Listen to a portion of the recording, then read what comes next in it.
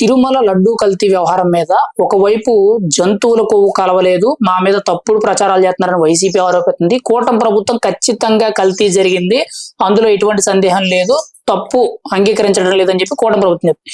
ఈ రెండింటి మధ్య ఇప్పుడు రాష్ట్ర రాజకీయాల్లో చాలా చర్చనీయాంశంగాని ఒక హిందువునిగా ఒక మహిళగా మీ అభిప్రాయం ఏంటి? లడ్డూ విషయంలో కల్తీ జరిగిందనుకున్నారా, జరగలేదనుకున్నారా? ఖచ్చితంగా లడ్డు విషయంలో కల్తీ జరిగిందని చెప్పేసి ఆంధ్ర రాష్ట్ర ప్రజలందరికీ తెలుసు. ఈ రోజున జంతువుల కొవ్వు కలిసిందని అనటానికి కూడా సైంటిస్టులు కూడా రిపోర్ట్ తీసుకున్నారు. అలాగే పామాయిల్ కూడా కలిసిందని చెప్తున్నారు. అలాగే క్వాలిటీ తక్కువ పామాయిల్ అంటే ఎవరు ఈ రోజున పామాయిల్ కొవ్వు ఎక్కువ కలుస్తుంది, ఫ్యాట్ ఎక్కువ ఉంటుందని చెప్పేసి పామాయిల్ ఎవరు వాడట్లేదు.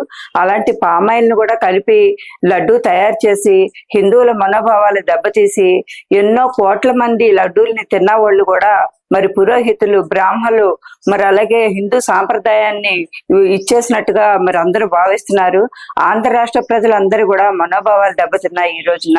అయితే తిరుపతి దేవస్థానం అంటేనే ఒక ప్రత్యేక హిందువుల్లో ప్రత్యేకమైన స్థానం ఏర్పరచుకుంది.